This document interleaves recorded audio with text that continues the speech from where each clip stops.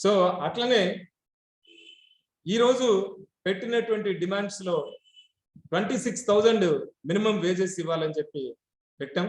ఎందుకనంటే పెరుగుతున్నటువంటి ధరలు ఒక పక్కన, ఇంటి అద్దెలు ఇంకొక పక్కన, అట్లాగే చదువులకి పెట్టాల్సినటువంటి అంటే ఫీజులు కానీ డొనేషన్లు కానీ ఇచ్చేటువంటి పరిస్థితి ఇంకొక పక్కన.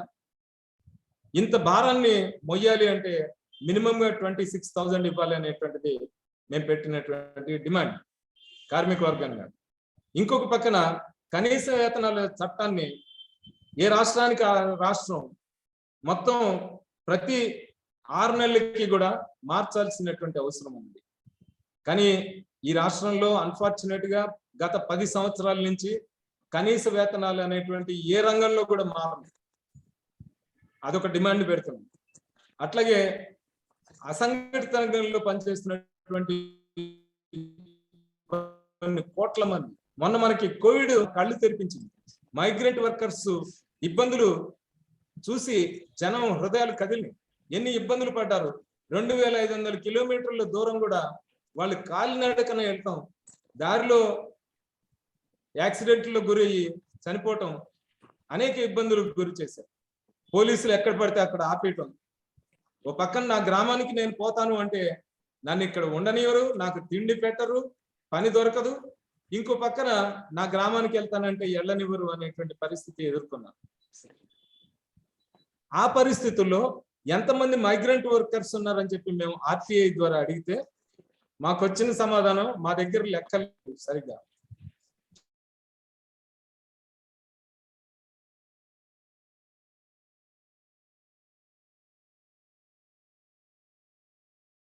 కేంద్రం నుంచి అంటే ఏం చెప్పాలి, టీములు స్వచ్ఛంద సంస్థలు చేసినటువంటి టీములు చేసిన సర్వే ప్రకారం వచ్చినటువంటిది 14 కోట్లని కొంతమంది, 17 కోట్లని కొంతమంది చెప్పారు. అంటే ఇన్ని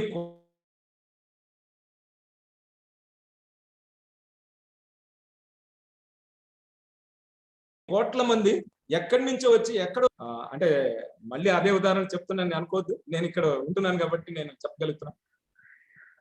అసలు గచ్చిబౌలి కానీ హైటెక్ సిటీ కానీ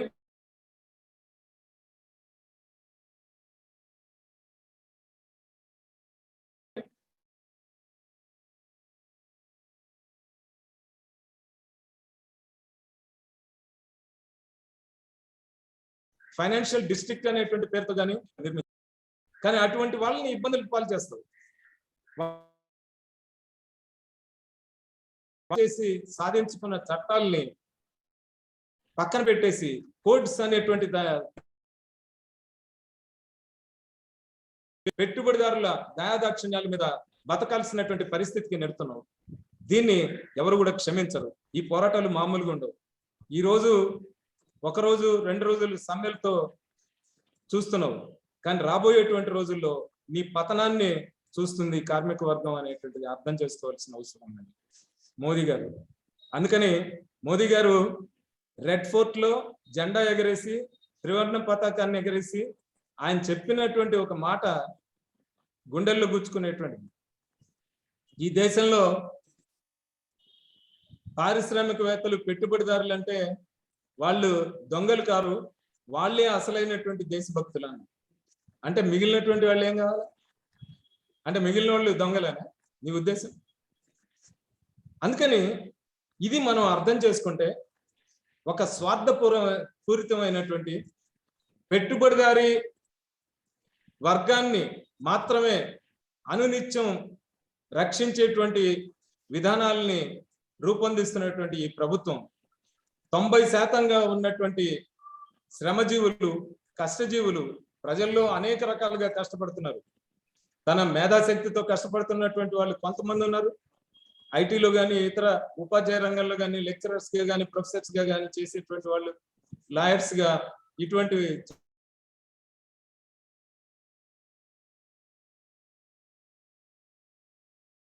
చేసేటువంటి వాళ్ళు కొంతమంది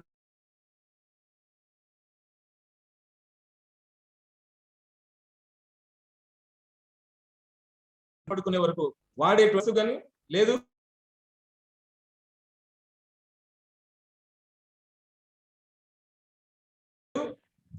కొంత మన సౌకర్యం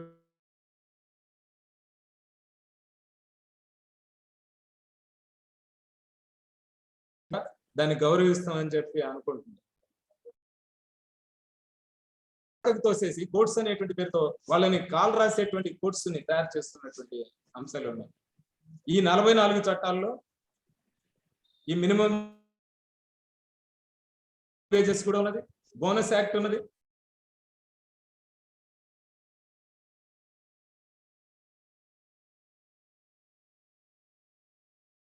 అట్లాగే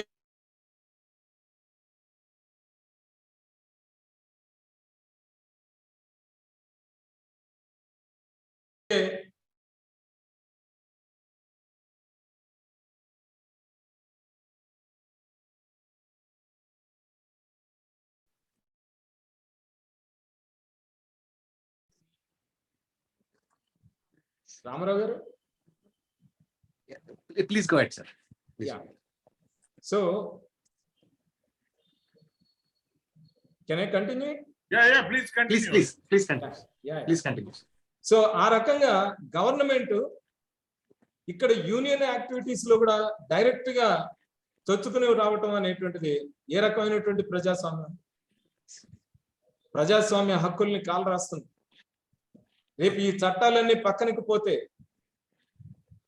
ఈ పెట్టుబడిదారులు చేసేటువంటి దురాగతాలన్నిటికీ కూడా అడ్డుపడేటువంటి పరిస్థితి ఉండదు. ఎన్నికలే లేకపోయినా, సంఘాలే లేకపోయినా కార్మికుల పరిస్థితి మరి ఎట్లా నెట్టబడుతుంది అంటే అదే ఏజ్ ఓల్డ్ సిస్టమ్కి వెళ్ళిపోయేటువంటి పరిస్థితి ఉంది. ఇది నాగరికతనా? కోవిడ్ బారిన పడినటువంటి అనేక మంది, కోట్ల మంది ప్రజానీకం ఉంటే వైద్యం అందించలేనటువంటి సిగ్గులేని పరిస్థితుల్లో ఈ మోదీ ప్రభుత్వం. ఇందాక మీరు చెప్పారు, డిమానిటైజేషన్ వలన ఏర్పడినటువంటి ఇబ్బందులు ఓన్లీ సామాన్య జనానికి మాత్రమే ఇబ్బందులు కలిగింది. పెద్దవాళ్ళంతా కూడా వాళ్ళు రోజుకి 500 చొప్పున ఇచ్చి బాయ్స్ ని అపాయింట్ చేసుకొని తన దగ్గర ఉన్నటువంటి బ్లాక్ మనీని మొత్తాన్ని, ఆ ఓల్డ్ నోట్స్ ఏవైతే ఉన్నాయో 500, 1000 నోట్స్, అవి ఎక్స్చేంజ్ చేసుకోవడానికి బ్యాంకుల్లో క్యూలో నిలబెట్టినటువంటి పరిస్థితి. సామాన్యులు బెంబేలు ఎత్తిపోయి వాళ్ళ దగ్గర ఉన్నటువంటి 1 నోటో 10 నోట్లో అసలు మార్చుకోగలమా? మన శ్రమశక్తితో ఇంత అంటే ఏమంటాం, కష్టార్జితం చేసినటువంటి మళ్ళీ ఏమైపోతుంది, నష్టం అయిపోతుందేమో అనేటువంటి గుండె జబ్బు వచ్చి చనిపోయినటువంటి కస్టమర్స్ ఉన్నారు. 24 గంటల పాటు కష్టపడి పనిచేయాల్సినటువంటి బ్యాంకు సిబ్బంది ఉన్నారు, మేనేజర్లతో సహా. గుండెపోటు వచ్చి అక్కడికి చనిపోయినటువంటి వాళ్ళు ఉన్నారు. వీళ్ళ కోసం తను అమలు చేసినటువంటి డిమానిటైజేషన్ వలన ప్రాణాలు కూడా పోగొట్టుకోవాల్సిన పరిస్థితికి నెట్టబడినటువంటి ప్రజల కోసం పార్లమెంట్ లో ఒక కన్నీటి చుక్క కూడా రాల్సినటువంటి ప్రధానమంత్రి, ఒక దుర్మార్గమైనటువంటి ప్రధానమంత్రిని మనం చూస్తున్నాం. ఆయన ఏం చెప్పాడు? 2016 నవంబర్ 8న నైట్ ఆయన ఇచ్చినటువంటి ఉపన్యాసంలో చూస్తే 50 days ఈ విధానం వలన ఇబ్బందులు కలుగుతాయి, 50 days నా కోసం మీరు భరించండి అని చెప్పి చేతులు మోక్కి, ఒకవేళ 50 days తర్వాత కూడా ఇబ్బందులు కొనసాగితే నన్ను రాళ్లతో కొట్టి చంపండి అని చెప్పాడు. కానీ ప్రజలు నీ అంత దుర్మార్గులు కారు. భారత ప్రజలు వాళ్ళు చాలా మంచి వాళ్ళు. అందుకనే నువ్వు ఇన్ని నష్టదాయకమైన విధానాలు అవలంబిస్తున్నా, వాళ్ళ మీద భారాలు మోపుతున్నా, వాళ్ళు దయతలిచి నిన్ను కొనసాగిస్తున్నారు అధికారులు. కానీ ఆ సిగ్గు కూడా లేనటువంటి ప్రభుత్వం ఇది. దాని తర్వాత జిఎస్టీ పెట్టారు. ఇంకొకటి, అసలు failure, it is a failure government అనేటువంటిది ఎందుకు చెప్పదలుచుకున్నానంటే, పిఎం ఇది పిఎంజేడివై, దాన్ని జన్ధన్ ఖాతాలు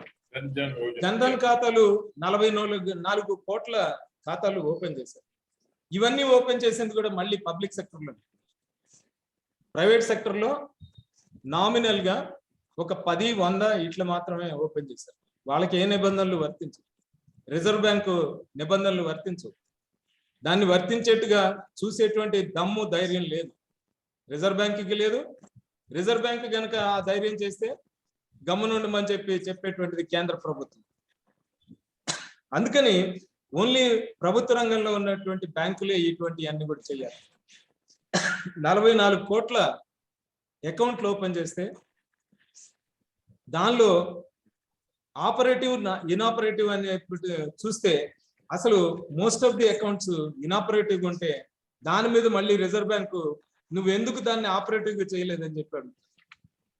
దానికోసం భయపడిపోయి మేనేజర్లు, ఆఫీసర్లు వాళ్ళకు వచ్చేటువంటి శాలరీలో ఉన్నటువంటి కొంత మొత్తాన్ని ఉత్తరప్రదేశ్ లోనే, ఇది ఎక్కడ కూడా జరగల, ఉత్తరప్రదేశ్ లో స్టార్ట్ అయింది. ప్రతి అకౌంట్ లో, జీరో అకౌంట్ లో కొంత అమౌంట్ వేసి వాళ్ళ జేబుల్లో డబ్బులు వేసి ఆపరేటివ్ అని చెప్పి చూపించుకోవాల్సినటువంటి పరిస్థితి వచ్చింది, ఎదిరించేటువంటి శక్తి లేక. ఇది ఒకటి. పిఎంజేవేడిలో మొత్తం మీకు అందరికీ వచ్చేటువంటి ప్రయోజనాలు, స్కీమ్స్ అండ్ డబ్బులన్నీ కూడా పడతాయని చెప్పారు. అనేక మందికి అవి రాలేదు. ఇకపోతే ఈ డిమానిటైజేషన్ లో 4.5 లక్షల కోట్ల రూపాయలు బ్లాక్ మనీని బయటకు తీస్తామని చెప్పారు. ఇట్ ఈస్ అబ్సర్డ్లీ లై. 4.5 లక్షల కోట్ల రూపాయలు పక్కన పెడితే 1% కూడా, 1% ఆఫ్ టోటల్ ఇది కరెన్సీలో కూడా ఆ రకంగా, అంటే సర్క్యులేషన్ లో ఉన్నటువంటి అమౌంట్ కూడా అసలు ఆపలేకపోయారు. బ్లాక్ మనీని వైట్ మనీగా చేసుకునేటువంటి అవకాశం కల్పించారు. మీకు చూస్తే ఓ పక్కన 1000 రూపీస్ నోటు, 500 రూపీస్ నోటు దాన్ని బ్యాన్ చేసిన తర్వాత, డిమానిటైజ్ చేసిన తర్వాత, వాటి బదులు మళ్ళీ ఇమీడియట్ గా ఆ డిమానిటైజేషన్ టైంలోనే కొత్త నోట్లు, 2000 నోట్లు ఎందుకు ప్రింట్ చేయాల్సి వచ్చింది, 500 నోట్లు ఎందుకు ప్రింట్ చేయాల్సి వచ్చింది? ఒక పక్కన డిమానిటైజేషన్, ఇంకో పక్కన కొత్త నోట్ల ప్రింట్. దీని ఖర్చు అంతా 32,500 crores అయింది. ఇది ఎవరి మీద భారం పడింది? ప్రజల మీదనే. ప్రజలు దాచుకున్న డబ్బులే. దాన్ని ఇంకొక పక్కన మరి బ్లాక్ మనీని ఆపలేకపోయావు, బ్లాక్ ను వైట్ చేసుకునే దానికి అవకాశం ఇచ్చావు. 1000 రూపీస్ బ్లాక్ లో పెట్టుకునే వాళ్ళు కొంత పెద్ద సైజులో బ్లాక్ మనీ దాచుకోవాలి. 2000 గా చేసిన తర్వాత దానిలో సగం అయిపోతుంది. కాబట్టి చాలా ఈజీగా బ్లాక్ మనీని వైట్ గా చేసుకుని దాచుకునే దానికి అవకాశం కల్పించింది నరేంద్ర మోదీ ప్రభుత్వం. అందుకని అట్లాగే 15 లక్షల రూపాయలు ప్రతి భారతీయుడి ఖాతాలో వేస్తానని చెప్పి అధికారంలోకి వచ్చే ముందు డాబులు కొట్టాడు. అది కూడా అబద్ధమే. స్వచ్ఛ భారత్ అన్నాడు. ఎక్కడ స్వచ్ఛ భారత్ ఉంది? ఒక పాండమిక్ అంటూ వస్తే, లేదు ఒక డిసీజ్ అంటూ వస్తే, ఏదైనా కంటేజియస్ డిసీజ్ మొత్తం ఈ మన్య ప్రాంతం అంతా, అడవులంతా చుట్టేసేస్తుంది. మలేరియా లాంటి, డెంగ్యూ లాంటి జబ్బులన్నీ కూడా ఏ రకంగా నువ్వు కంట్రోల్ చేస్తుంది? అందుకని అది కూడా అబద్ధమే. అట్లాగే పారిశ్రామికంగా అభివృద్ధి చేస్తానన్నాడు. ఉద్యోగాలు సంవత్సరానికి 2 కోట్ల రూపాయలు, 2 కోట్ల ఉద్యోగాలు కల్పిస్తానన్నాడు. కానీ ఇప్పటి వరకు ఉద్యోగం కల్పించకపోగా ఉన్న ఉద్యోగాలు పోతున్నాయి. ఎంఎస్ఎంఈస్ క్లోజ్ అవటం వల్ల కొన్ని లక్షల ఎంఎస్ఎంఈస్, అది కోవిడ్ టైంలో మరిన్ని క్లోజ్ అవటం వల్ల అనేక లక్షల మంది రోడ్డును పడాల్సినటువంటి పరిస్థితి ఏర్పడింది. పెరుగుతున్నటువంటి నిరుద్యోగం ఒక పక్కన, ఉన్న ఉద్యోగాలు ఊసిపోయి ఇంకొక పక్కన నిరుద్యోగ సంఖ్య పెరుగుతున్నటువంటి పరిస్థితి కనపడుతుంది. కాబట్టి అది కూడా అబద్ధమే. ఇంకొకటి, అసలు ఈ దేశంలో అంటే మతమే ప్రధానం, రామాలయ నిర్మాణమే ప్రధానం అని చెప్పి ఆ రకంగా ప్రజల్ని నిలువున చీల్చదలుచుకున్నటువంటి ప్రభుత్వం.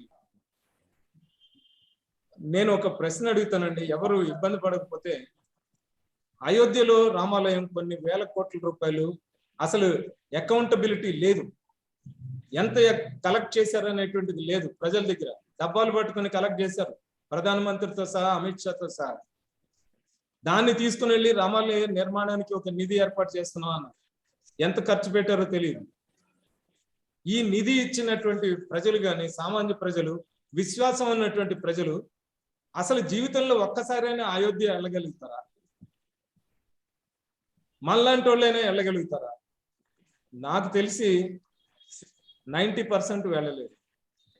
కానీ ఎందుకు ఈ రకంగా పెద్ద ఎత్తున ఒక ఉద్యమ రూపంలోకి తీసుకుని వచ్చి ప్రజల్ని చీలదీశారు అంటే, ఈ దేశంలో మెజారిటీ మతస్థుల ఓట్లన్నిటినీ సంఘటిత పరిచి తను అధికారంలో కొనసాగేదానికి మాత్రమే ఈ మతాన్ని ఉపయోగించుకుంటున్నారు తప్ప ఈ మతం మీద ప్రేమతోనో దేవుడి మీద ప్రేమతోనో చేస్తున్నారని చెప్పి మేము భావించట్లేదు.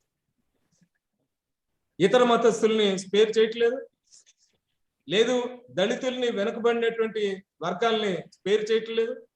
వాళ్ళ మీద అనేక రకాల దాడులు జరుగుతున్నాయి. మహిళలు ఈ దేశంలో అత్యున్నతంగా గౌరవించబడినటువంటి దేశం అని చెప్పి చెప్పుకుంటున్నాడు విదేశాల్లో వెళ్ళి స్పీచెస్ లో. కానీ ఇక్కడ జరుగుతున్నటువంటి రేపులు, పిల్లల మీద కూడా అసలు విచక్షణ లేకుండా జరుగుతున్నటువంటి మానభంగాలు, సామూహిక మానభంగాలు, హత్యలు, అత్యాచారాలు, వీటినన్నింటినీ కంట్రోల్ చేసేటువంటి ధైర్యం లేనటువంటి పిరికి తనం ఈ ప్రధానమంత్రిలో ఉన్నదనేటువంటిది మనం అర్థం చేసుకోవాల్సినటువంటి అవసరం ఉన్నది. కాబట్టి ఖచ్చితంగా ఇక్కడ ఉన్నటువంటి ప్రజలు, కార్మికులు తిరగబడేటువంటి పరిస్థితులు వస్తున్నాయి. ఇవి స్లోగా మనకి కనపడుతున్నాయి. మొన్న జరిగినటువంటి ఎన్నికల్లో కానీ, అంతకు ముందు జరిగినటువంటి 5 రాష్ట్రాల ఎన్నికల్లో కానీ చూస్తే ఏదో చావు తప్పి కన్ను లొట్టబోయింది అంటారు ఓ సామెత. ఆ రకంగా బయటపడ్డటువంటి పరిస్థితి ఉన్నది.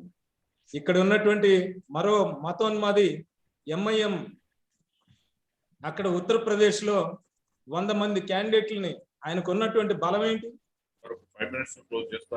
కాబట్టి ఈ 100 మంది క్యాండిడేట్లని కంటెస్ట్ లో పెట్టి అక్కడ ఓట్లు చీల్చేదానికి, బీజేపీ మరోసారి ఎన్నికలో విజయం సాధించేదానికి ఆ రకంగా ప్రయోజనాన్ని, అంటే బీజేపీకి అనుకూలమైనటువంటి విధానాన్ని అవలంబించినటువంటి అమ్మాయి. ఇంకో పక్కన మాయావతి గారు కూడా అనేక ఏమంటాం ప్రగల్భాలు పలికింది, కానీ ఆ ఎన్నికల్లో బీజేపీకి వ్యతిరేకంగా ఒక్క మాట కూడా మాట్లాడలేదు. Will you close in 5 minutes? Yeah, sure, no problem. As you wish. Yeah. అలాగే ఇవాళ ఉన్నటువంటి రాష్ట్ర ప్రభుత్వాలు, ప్రాంతీయ పార్టీలు, అధికారంలో ఉన్నటువంటి రాష్ట్ర ప్రభుత్వాలు కూడా ప్రజల పక్షాన, కష్టజీవుల పక్షాన నిలబడకుండా కేంద్రంలో అధికారంలో ఉన్నటువంటి బీజేపీకి ఏదో ఒక మేరకు వంత పడుతున్నటువంటి పరిస్థితులు మనం చూస్తున్నాం. పక్కన ఉన్నటువంటి తెలుగు రాష్ట్రం ఆంధ్రప్రదేశ్లో చూస్తే బీజేపీ ఒక పక్కన పార్టీగా రాజకీయ కార్యకలాపాలు, ఎన్నికలు పార్టిసిపేట్ చేయడం చేస్తుంటే, అధికారంలో ఉన్నటువంటి జగన్ మళ్ళీ బీజేపీకి అక్కడ ఎవరి భార్యకి మొన్న రాజ్యసభ సీట్ ఇచ్చాడు, అదాని భార్య రాజ్యసభ సీటు ఇస్తున్నాడు. అట్లాగే ఇంకో పక్కన చంద్రబాబు నాయుడు గారు తను అసలైన బీజేపీ భక్తుని అన్నట్టు ఆయన చేస్తున్నాడు. కొత్తగా రాజకీయ పార్టీ పెట్టినటువంటి పవన్ కళ్యాణ్ కూడా బీజేపీ పాట పాడుతున్నటువంటి పరిస్థితి. అంటే ప్రజలకి ఏ పార్టీకి ఓటేసినా మళ్ళీ అది బీజేపీకే ఉపయోగపడేట్టుగా చేస్తున్నటువంటి మనం చూస్తాం. ఇక్కడ ఉన్నటువంటి పార్టీ కూడా అంతే. అందుకని ఈ రకమైనటువంటి రాజకీయ అవకాశవాదాన్ని కూడా కార్మికులు గమనిస్తున్నారు, తిప్పికొట్టేటువంటి పరిస్థితి వస్తుంది. ఇక్కడ చూస్తే అసలు కేంద్రాన్ని తప్పుపట్టడమే కాకుండా మేము చేస్తున్నది ఇక్కడ ధర్నా చౌక్ అనేటువంటిది ఏర్పాటైతే హైదరాబాద్ నగరంలో రాష్ట్ర వ్యాప్తంగా ఉన్నటువంటి కార్మిక వర్గం వచ్చి తమ సమస్యల మీద ధర్నాలు చేసేటువంటి అవకాశం ఉన్న ధర్నా చౌక్ ని అసలు బంద్ పెట్టారు, అక్కడ నియంత్రించినటువంటి పరిస్థితి. దాన్ని మళ్ళీ అనేక పోరాటాల ద్వారా కోర్టు దీని ద్వారా మళ్ళీ రీఓపెన్ చేసుకోవటం జరిగింది, కానీ అయినా కూడా ఇంకా నియంత్రణలు అనేటువంటివి ఉన్నాయి. కానీ అదే ధర్నా చౌక్ ద్వారా తన అధికారంలోకి వచ్చాడు. మొన్న రైతు నిరసన దీక్ష కూడా అదే ధర్నా చౌక్ లో చేసినటువంటి పరిస్థితి ఇక్కడ కేసీఆర్ ఉన్నారు. ఇవి అవకాశవాద రాజకీయాలు అని చెప్పి మేము భావిస్తున్నాం. వీటినన్నిటిని కూడా కార్మిక వర్గం, కష్టజీవులు అందరూ కూడా అర్థం చేసుకుంటున్నటువంటి పరిస్థితి ఉన్నది. దానికి తగినటువంటి రాజకీయ శిక్షణ, అట్లాగే ఈ రోజు తమ హక్కుల్ని కోల్పోతున్నటువంటి దశలో ఆ హక్కుల్ని కాపాడుకోవాల్సినటువంటి ఆ అవసరం, ఆవశ్యకత ఎంత ఉన్నది అనేటువంటిది మాలాంటి వాళ్ళు మాత్రమే చెప్పడం కాదు, మీరందరూ కూడా అనుభవజ్ఞులు, విజ్ఞులు అందరూ కూడా రంగంలోకి మనం అందరం కలిసి దిగాల్సినటువంటి అవసరం ఉందని చెప్పి నేను భావిస్తున్నాను.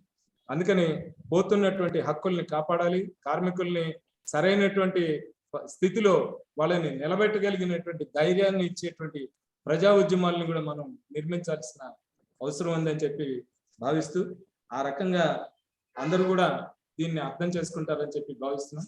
అనేక అంశాలు ఉన్నాయి, కానీ నేను కవర్ చేయలేకపోయినటువంటి అంశాలు కూడా చాలా ఉన్నాయి. ఎందుకంటే ఉన్నటువంటి టైం రీత్యా, ఇచ్చినటువంటి టైం రీత్యా కూడా కొంత ఎక్సీడ్ అయినటువంటి కూడా. సో అందుకని కొన్ని విషయాలు మాత్రం ముందు ఉంచదలుచుకున్నాం. So with all this I thank Ramarao sir, Manoj Reddy గారు, అట్లాగే శ్రీనివాసులు గారు, ఇతర పెద్దలందరికీ కూడా అభినందనలు, అట్లాగే థ్యాంక్స్ చెప్తూ మరొకసారి మీ అందరికీ నమస్కారం. Thank you. థ్యాంక్ యూ గారు.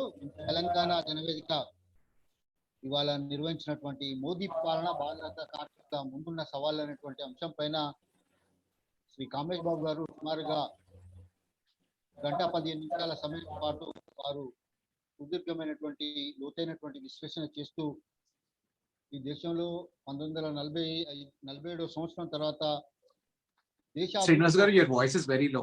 Your voice is very low, Srinivas. Okay, right. Yeah. 1947వ సంవత్సరం తర్వాత దేశ అభివృద్ధి కోసం, పారిశ్రామిక అభివృద్ధి కోసం ఆనాటి ప్రభుత్వాలు ఎన్నో అభివృద్ధి సంక్షేమ కార్యక్రమాలను తీసుకువస్తే ఇవాటి ప్రభుత్వాలన్నీ కూడా, ప్రభుత్వ రంగ సంస్థలన్నింటినీ కూడా ఒక్కొక్కటిగా అమలు చేస్తూ ఈ దేశంలో ఉండేటువంటి రైల్వేస్ కానీ, ఎల్ఐసి లాంటి ఎయిర్పోర్ట్లు కానీ, ఎల్ఐసి కానీ, లేదా విమానయానం కానీ, నౌకాయానం కానీ, రోడ్వేస్ కానీ అన్నింటినీ కూడా ఇవాళ ప్రభుత్వ రంగంలో ఉన్నటువంటి సంస్థలన్నింటినీ కూడా నేటి ప్రభుత్వాలన్నీ కూడా అమ్మేస్తున్నాయనేటువంటి విషయాన్ని చాలా స్పష్టంగా చెప్తూనే ఈ దేశంలో 1991వ సంవత్సరం తర్వాత నూతన ఆర్థిక విధానాల మూలంగా కార్మిక లోకమంతా కూడా పెద్ద ఎత్తున నష్టపోతున్నారనేటువంటి విషయాన్ని కూడా చాలా స్పష్టంగా కామేష్ బాబు గారు తెలియజెప్పారు. అదే విధంగా ఇప్పటికైనా ప్రభుత్వాలు కార్మికులను ఆదుకోవాల్సినటువంటి అవసరము, ఆవశ్యకత ఉంది. వారికి అనుగుణమైనటువంటి ప్రభుత్వ పాలసీలను తీసుకురావాల్సినటువంటి అవసరం కూడా ఉంది అనేటువంటి విషయాన్ని వారు చాలా స్పష్టంగా చెప్పారు. వారికి మా తెలంగాణ జనవేదిక తరఫున కామేష్ బాబు గారికి మరొక్కసారి ప్రత్యేకమైనటువంటి ధన్యవాదాలు తెలియజేసుకుంటాం sir. Once again thank you sir. Thank you once again sir. ఇప్పుడు ప్రొఫెసర్ సుధాకర్ గారు. Thank you very much. అంతర్జాతీయ కార్మిక దినోత్సవ శుభాకాంక్షలు అందరికీ. కామేష్ గారు బేసికల్లీ నేను లా ప్రొఫెసర్ అండి, రిటైర్ అయ్యి 10 సంవత్సరాలు అవుతున్నది. అయినా కూడా లా కాలేజీలో ఇంకా నేను అధ్యాపకుడిగా పనిచేస్తున్నాను, గెస్ట్ ఫ్యాకల్టీగా. అదే కాకుండా లేబర్ లా నా స్పెషలైజేషన్ కాబట్టి కాస్త కొంచెం అడ్వాన్స్ వర్క్ కూడా చేసినాను, పీహెచ్డీ కూడా దానిలో చేసినాను. దురదృష్టం ఏంటంటే ఈ రోజంతా ఇంటర్నేషనల్ లేబర్ డే కాబట్టి నాకు తెలిసిన చాలామంది మిత్రులు, పక్క రాష్ట్రాల లోపల ఉన్న మిత్రులు ఏదో సెమినార్లు పెట్టినారు. ఈ సెమినార్లో సామాన్యంగా నేను పార్టిసిపేట్ అవుతాను కాబట్టి న్యాచురల్గా ఏదో కార్మిక చట్టాల గురించి విశ్లేషణ ఉంటుంది అనుకుని నేను పార్టిసిపేట్ అయితే అక్కడ చెన్నై నుంచి కానీ లేకపోతే బెంగళూరు నుంచి కానీ చేసిన ప్రోగ్రాంలో కూడా ఎవరు మోడీని ఎక్కడికో పైకెత్తేస్తూ ఈజ్ ఆఫ్ డూయింగ్ బిజినెస్ బ్రహ్మాండమైన అద్భుతాలు చేస్తున్నారు అని వీళ్ళు చెప్తూ ఉంటే, మరి 4 నల్ల చట్టాలు, 3 నల్ల చట్టాలు అయితే పక్క పోయినాయి, ఇంకో 4 నల్ల చట్టాలు అనుకున్నాం, బ్లాక్ క్లాస్ లాగానే ఉన్నాయి ఈ 4 లేబర్ కోడ్స్. వీటిలో ఏమాత్రం చర్చ జరగడం లేదు. మీరైతే సరే మీరు మాట్లాడినప్పుడు అద్భుతంగా మాట్లాడినారు, కానీ సర్వసామాన్య కామేష్ గారు భారత కార్మిక వ్యవస్థ అస్తిత్వ పోరాటంలో మీరు మమేకమై భాగస్వామి ఉన్నారు కాబట్టి మీ విశ్లేషణ, అందులో ఉన్న డాటా గణాంకాలు చాలా స్పష్టంగా ఉంటాయి. అది ఏమీ ప్రశ్నించడానికి వీల్లేదు. అది ఏమంటే ఇన్ టోటల్ కాంకర్డ్. కానీ మీరు అన్న మరొక ముక్కటి విషయం ఏంటంటే, ఏదో విధంగా మొత్తానికి ప్రజల లోపల ఈ రోజు నాడు ఒక రకమైన నిస్త్రాణత ఏర్పడ్డది. వేగవంతం అవుతే ఏమైనా బాగుపడుతుందేమో. ఒకసారి మన దేశంలో ఒకసారి చూసినాం, 10 పైసలు పెట్రోల్ ఎంత ఎక్కువ చేస్తే ఢిల్లీ లోపల బుల్లెట్ కార్డ్స్ మీద మన ప్రదర్శన చేసిన వ్యవహారం రోజు రూపాయి 2 రూపాయలు లెక్క పడిపోతూ ఉంటే ప్రజలు పట్టించుకోవడం లేదు, నాయకులు పట్టించుకోవడం లేదు, పార్టీలు పట్టించుకోవడం లేదు. చివరికి ఒక రకమైన నిస్త్రాణత. ఇదే కేవలం ఆర్థిక వ్యవస్థనే కాకుండా రాజకీయ వ్యవస్థ కూడా అట్లాగే ఉంది. అనుకున్నట్టు ఏం పెద్ద మార్పు రాలేదు, కానీ బహుశా దీనికి విరుగుడు ఏంటంటే ఈ విజృంభణ పరిస్థితి ఇంకా ఎక్కువ అయితే అప్పుడు పెరిగి విరుగుతుంది అనిపిస్తుంది. అంతవరకు మాత్రం ఈ మోడీ హౌడీ మోడీ లాంటిదే ఉంటుంది. ఈ buzz word is of doing business అనే దానిలో కూడా సరే వాళ్ళు ఖచ్చితంగా ప్రభుత్వం స్పష్టంగా చెప్తున్నది, ఇది ప్రైవేటైజేషన్ కోసం పోతున్నది. మేము ఈ దేశంలో ఒక 4-5 పెద్ద అంతర్జాతీయ కంపెనీ లాంటి వాటిని తయారు చేయాలనుకుంటున్నాం. దేశ ప్రజలు వాళ్ళ బాగోగులు మాకేం సంబంధం లేదు అని అంతర్లీనంగా చెప్తూ మాకు కావాల్సింది ఆర్థికంగా పరిపుష్టిగా ఉండేటువంటి 3-4 ప్రైవేట్ కంపెనీలు. దానికి సంబంధించి మేము ఏమని చేయగలుగుతాము? మీరు చాలా విషయాలు చెప్పినారు, కానీ ప్రభుత్వం తీసుకున్న నిర్ణయాల వల్ల లైక్ ఏదో రాఫెల్ లాంటి దాంట్లో కానీ ఎవరు తీసుకొస్తున్నారు, ఎవరు ప్రయోజనం కోసం చేస్తున్నారు? ఇప్పుడు నిన్న మొన్న మీరు బహుశా మీరు కావాలని చెప్పినట్లేదు, వైజాగ్ స్టీల్ ఫ్యాక్టరీ అక్కడ క్యాప్టివ్ మైనింగ్ ఇవ్వకుండా ఈ రోజు నాటి దాన్ని బరీ చేస్తున్నారు. అదే పక్కన ఇంకా మిగతా వాటికి ప్రైవేట్ వాళ్ళకి తీస్తున్నారు. నిన్ననే ఏదో పేపర్లు చూసిన ఆదాని గ్రూప్ వాళ్ళు కోల్ ఇవ్వాలంటే మన దగ్గర 3,600 రూపాయలకు కోల్ టన్నుకి ఇస్తే వాడు 20,000కి ఇస్తారు, లేకపోతే మేము అమ్మంటున్నాడు. అది పేపర్ బహుశా అది కరెక్టే కాదు. ఇది పరిస్థితి. This is what is going on. Thank you sir. Thank you Sudhakar గారు. Thank you sir. రాజమౌళి గారు. వస్తాను. హలో రాజమౌళి గారు. Sir yeah please. సార్ అందరికీ ఈరోజు అందరూ చెప్పినట్లుగానే నేను కూడా ప్రపంచ కార్మిక వర్గ దినోత్సవ శుభాకాంక్షలు తెలియజేస్తున్న మిత్రులారా. రమేష్ సారు చాలా ఇష్టపడి కష్టపడి చాలా ప్రస్తావనలు చాలా విషయాలు మన ముందు తీసుకొచ్చాడు. ఆయనకు కూడా కృతజ్ఞతలు ధన్యవాదాలు తెలియజేస్తున్నాను. ప్రత్యేకించి రామ్ సారు శ్రీనివాస్ సారు కూడా ధన్యవాదాలు తెలియజేస్తున్నాను. అనేక మంది పెద్దలు ఇందులో పాల్గొంటున్నారు. ప్రపంచంలో ఈరోజు కార్మిక వర్గ శ్రేయోరాజ్యాలు ఏర్పడడానికి కేవలం ఆర్థిక పోరాటాలు మాత్రమే కార్మిక వర్గం చేస్తే సరిపోదు. రాజకీయ పోరాటాలలో రాజకీయ చైతన్యంతో కార్మిక వర్గం మమేకం కావాల్సినటువంటి ఆవశ్యకత ఉన్నది. అది ఎప్పుడు కూడా కార్మిక వర్గము యాజమాన్యంతో బేరసారాలు ఆడే అటువంటి శక్తి ధైర్యము అంతగా ఉండదు కనుక వారికి ఒక దిక్సూచిగా ఒక కార్మిక వర్గ దృక్పథం కలిగినటువంటి రాజకీయ పార్టీ ఆవశ్యకత అది ప్రపంచవ్యాప్తంగా భారతదేశంలో కూడా ఉన్నటువంటి నేపథ్యం ఉంది.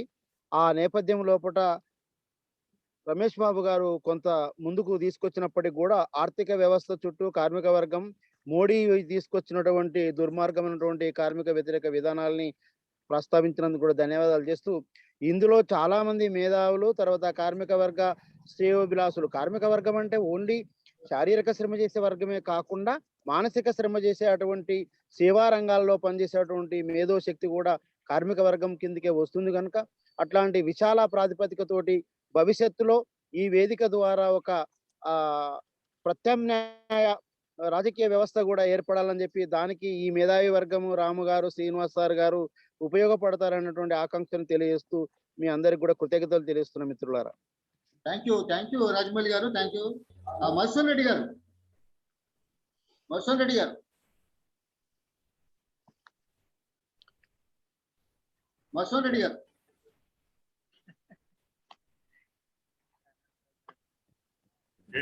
Vishnu Chaudhary.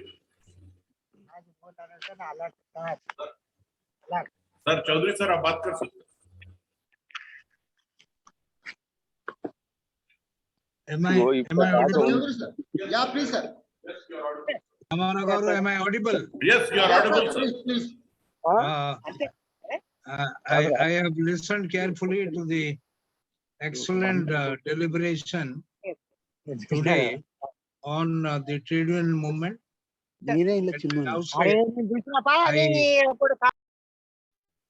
I offer my regards to the working class, but I have certain observations to make. The trade union movement in India dates back to 1920s when S.A. Dange, he organized the workers in Bombay, particularly textile workers.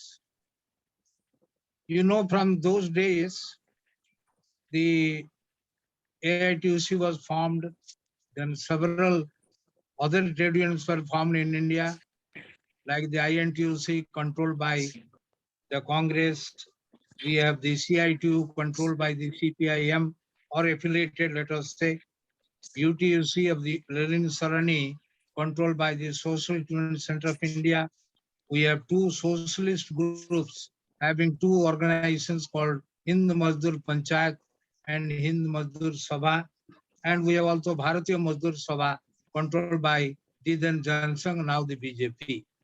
My point is, if you look into the working of the trade union movement, you find that they have achieved tremendous success in different fields.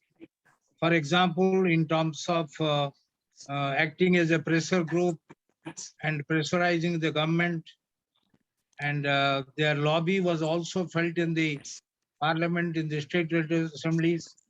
That was seen very much during the UPA 1 and UPA 2. Thirdly, there was the workers' participation in management, which has been recognized. Then there was also 8 hours work.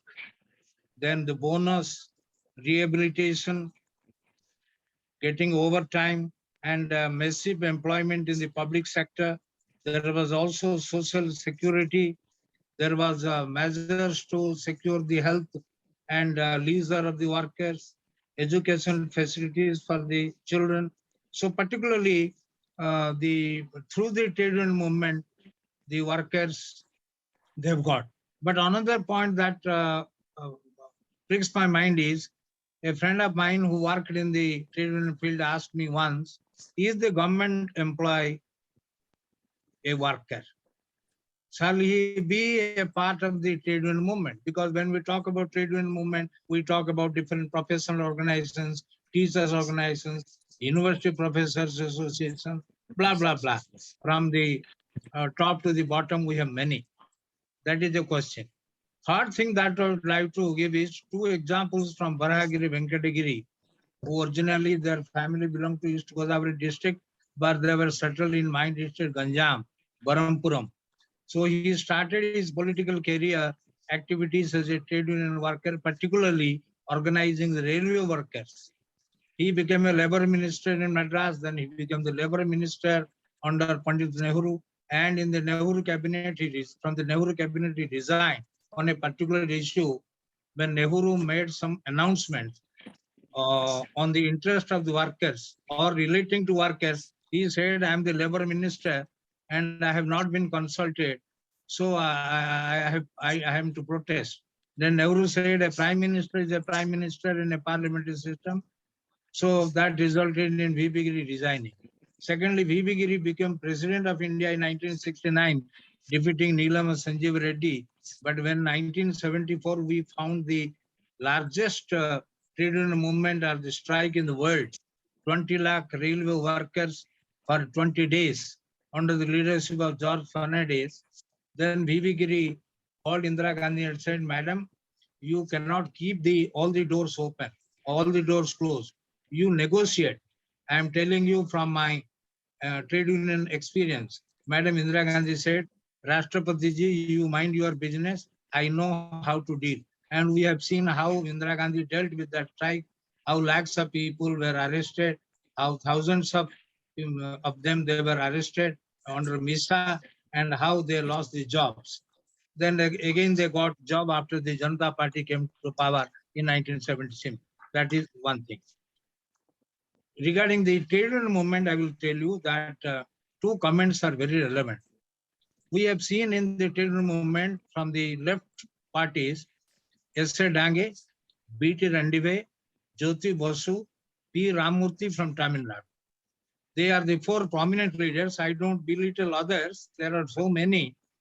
But if you look into their comments, for example, Jyoti Basu, during the fag end of his political career, commented, going for general strike or Bandh was a mistake. Even his Chela, who became Chief Minister, Buddhadev Bhattacharya, he was a Marxist of different type. After returning from China, he said, we have to go for reforms. You reform or you perish. These are the 2 comments I am giving.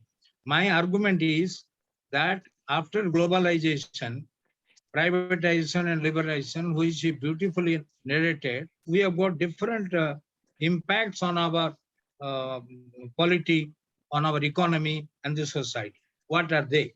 There is corporatization, commercialization of education, there is market economy, there is consumerism, which is right, there is foreign direct investment, and we find that the DFID, the International Monetary Fund, the World Bank, they have given the direction. Then there is also intervention of judiciary not to go for a strike. Then there was disinvestment, which is very nicely narrated. Then we find that now ITC use has come. It is come for better, but what is the impact? Now you find there is growing unemployment. Unemployment on the rise, poverty on the rise, gap between the rich and the poor is widening day by day. So now my suggestion would be, unless and until the trade unions are united, the trade unions are split. Some of the leaders, they have become careerists. Some of them, not all. I have observed this trade union movement from 60s as a high school student and a college student, because I belong to an area which was dominated by the Communist Party. So I've seen the leadership, their profile, their interest, the sufferings they have undergone, the sacrifice they have made. But now there is a great change in their attitude. Some of them have become careerists. They want to go to parliament, but they are not putting up the spirit in which they were putting 30 years back. So now the need of the hour is greater unity among the trade unions, greater unity among the workers.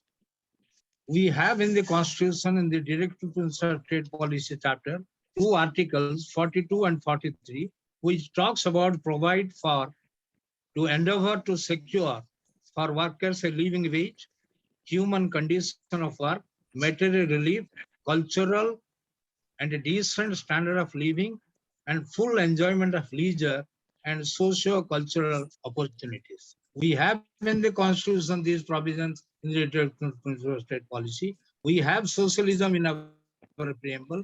Even then, we find there is a pressure. And I have a feeling, when we studied Marxism first, we studied that the analysis was the workers were expected to work under dictated conditions. That is why you need a revolution. That was the prescription of Marx, that was worked out by Lenin. But India being basically an agriculture country, the trade union movement was confined to states like Maharashtra, like West Bengal. Kerala is basically an agriculture state. So I've observed all these trade union movements, their agenda, but you find now they are split. Take the example of George Fernandez. He was the hero of trade union movement at one point of time. But at the fag end of his career, he was with the BJP. Look at Nitish Kumar. Look at other leaders. They were loyalists. They were in support of workers, but they have changed because of their politics. So the world has changed. India has changed. And there is a tremendous impact on the trade union movement in India. So on this May Day, the International Working Class Day, let us give our due to workers, because whatever is there in India, whatever construction you have seen, whatever production you are seeing, they are because of workers. That is my observation. Thank you. Thank you, Professor. Thank you. Thank you. James. James. James. Thank you. Yeah, thank you, Srinivas. My felicitations to everybody on Labor Day. And thank you so much, Professor Kamesh Babu, for giving a very extensive overview on the situation of workers in India. And apart from that, you have covered and touched many other important topics on politics, on the Indian economy, issues of globalization, and also privatization, and especially, why the nationalism, the nationalization process which is being reversed, which is very disturbing indeed. And the state is backtracking away from the market and giving, in a way, perhaps giving up its sovereignty to market forces, which is very, very alarming as a fact. And I really enjoyed your talk, sir. It was very, very important topic, and I really enjoyed all the information that you have given us. And sir, I have a brief comment to make, more than a question. I think it is a comment, and maybe if you can comment on it a little bit. So please, yeah, it will be nice. So as I think I'm going to take forward a little bit from Professor Chaudhary Garu's comment. He was talking about the unity of trade unions, a lack of unity of trade unions. And I was thinking of why we could not come up in India something like how the Labour Party in Great Britain had evolved. It was a combination. I think it has been more than a century of Labour Party has been in existence in Great Britain, and it constitutes.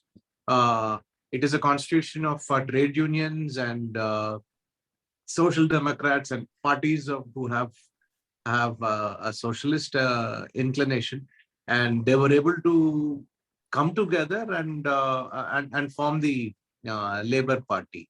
And I also want to know that if I'm asking this out of my own ignorance, whether the trade unions in India, do they look at the other workers in other fields, for example, in agriculture, as part of as part of the mainstream trade unions?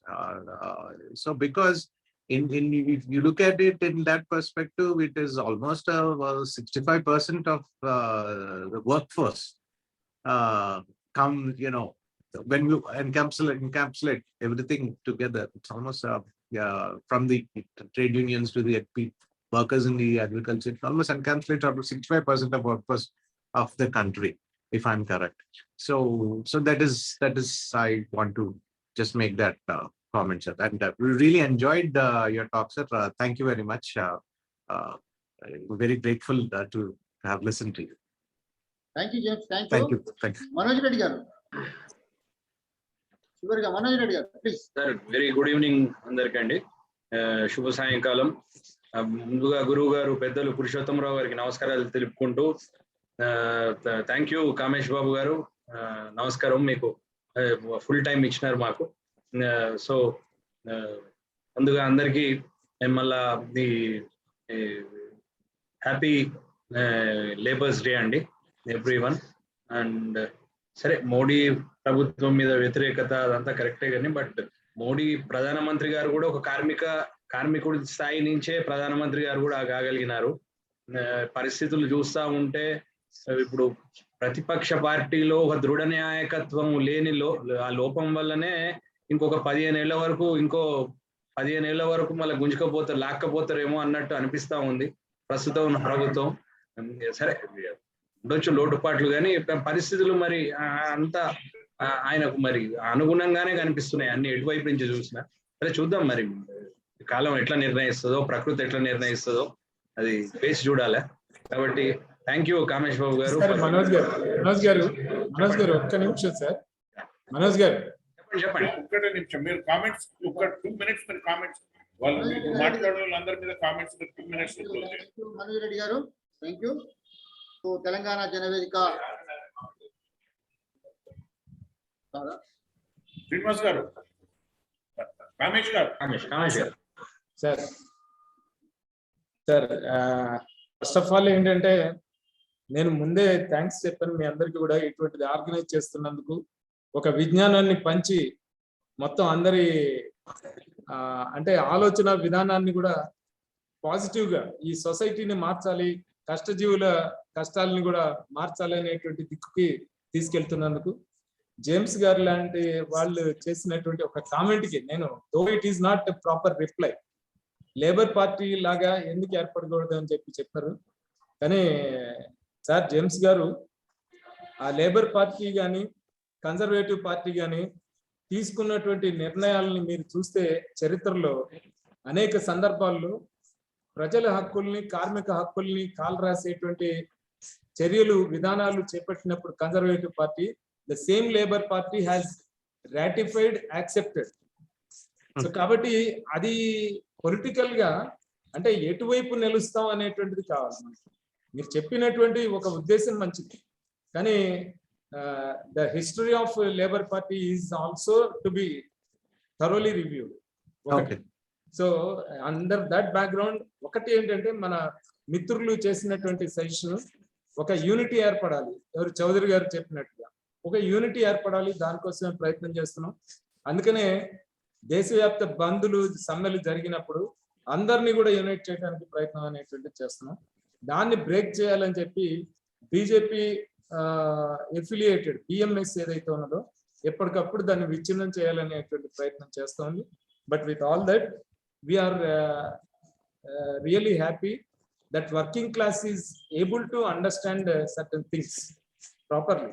అందుకనే మొన్న 22 కోట్ల మంది వరకు మన 2 days strike లో participate చేయడం కూడా జరిగిందండి. కానీ with all that your views are really welcome and we respect you James గారు. సో దిస్ యాక్చువల్లీ మిగిలినటువంటి వాళ్ళకి కూడా మా తరఫున, సిఐటి తరఫున కూడా అభినందనలు మేడే సందర్భంగా కూడా. సో ఐఎమ్ సారీ శ్రీనివాసులు గారు. Thank you James. Telangana జనవేదిక Zoom online meeting ఇచ్చేసి కీలకోపన్యాసం ఇచ్చినటువంటి శ్రీ కామేష్ బాబు గారికి మా తెలంగాణ జనవేదిక తరఫున ప్రత్యేకమైనటువంటి ధన్యవాదాలు సార్.